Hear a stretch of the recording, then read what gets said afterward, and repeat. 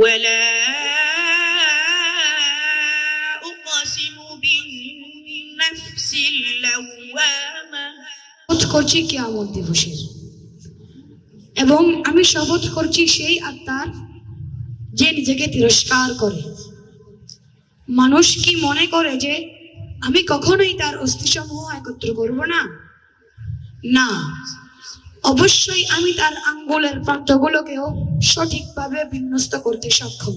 By the day of resurrection, and I swear by the self-reproaching soul. Does man think that we will not assemble his bones? Yes, we are able to proportion his fingertips. تنجم الأمة